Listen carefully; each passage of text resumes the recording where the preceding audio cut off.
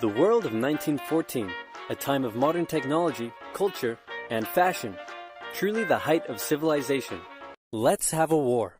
Everyone knew a big war was coming. France wanted some stuff back that Germany had taken from it.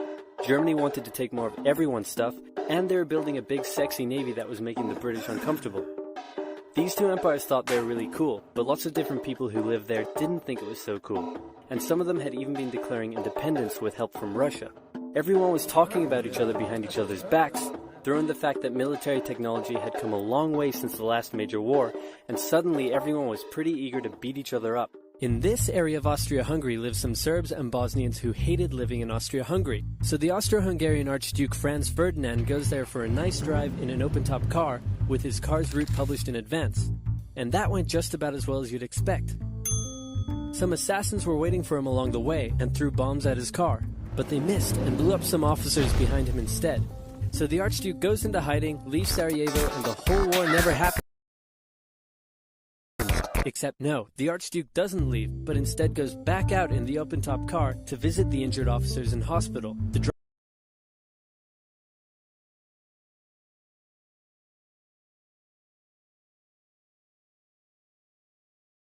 driver takes a wrong turn and by sheer coincidence gets stuck beside one of the failed assassins, who shoots him. Austria-Hungary is understandably pissed about all this, and they think the Serbian government had something to do with it, which they might have. So they go to their ally Germany and say, "Hey Germany, we're going to declare war on Serbia," and Germany is all for that. So Austria-Hungary send a big list of impossible demands to Serbia, and when Serbia refuses, they declare war. Austria-Hungary and Germany are friends, and Serbia is protected by Russia, who's friends with France, so they'll declare war on each other. Montenegro joins in too. France and Britain also have a kind of alliance, so when France says, "Hey Britain, you got my back?" Britain is like, maybe? And then they decide to stay out of it, which is great for Germany, because Germany has a plan. They know that Russia is so big and clumsy that it will take them a while to get ready for war. So with this guy in charge, Germany will send all its troops into France at lightning speed while Russia's getting ready, defeat France, then move all the troops to Russia and defeat Russia, and then we all speak German and eat Pfefferpottast every day. Just one problem. France has loads of forts and defenses along its German border, and Germany can't waste any time fighting them, so Germany decides to go around them, through Belgium. Belgium is neutral, but Germany wants to march 750,000 troops through it to get around France's defenses. They're hoping Belgium will just kind of sit down and shut up, but they don't. They fight back, and they're pretty good too, so they slow the Germans down. What's worse is that Britain shows up, and they're pretty pissed that Germany's invading neutral countries. So now Britain declares war on Germany. So Germany push on through Belgium and commit some atrocities along the way. They also wear spikes and sometimes skulls on their uniform. So if you're trying to not look like the bad guys, good job.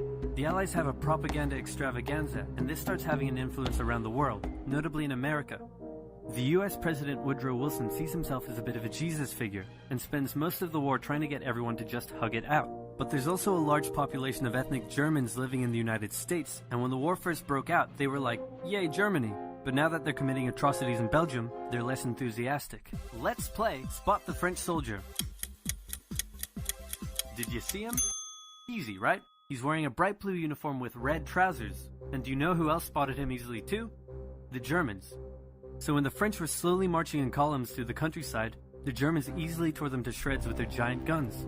All the nations involved in this war went in with an old-school war mentality, and all of them had to update their uniforms and tactics a lot during the Great War. Because this war was going to be like nothing anyone had ever seen before. Russia's ready for war, and way earlier than expected. Hey Austria-Hungary, can you get on top of that? Oh yeah, sure, we've got this. Nope. So Germany has to send some troops back to the east to defend against the Russians. The chief of staff of the Austro-Hungarian army is this guy, and although he is handsome, he turns out not to be the best military strategist. Austria-Hungary constantly ignores Germany's advice, and then comes running back to Germany whenever they get in trouble. Austria-Hungary even gets its ass kicked by tiny Serbia, who repels all their invasion attempts at the start of the war. It's better news for Germany in the north though, where they almost completely wipe out the Russian Second Army. Back on the Western Front, the Germans continue advancing and are in sight of Paris. At this point, anyone would be forgiven for thinking the Germans were going to get that quick victory after all, but then things start to go wrong. The French commander-in-chief knew something had to be done, and he ordered his armies to stop retreating. In the resulting battle, a gap opened up in the German lines. If a gap opens up, the enemy can use it to flank you from the side and behind, so the German armies have to retreat.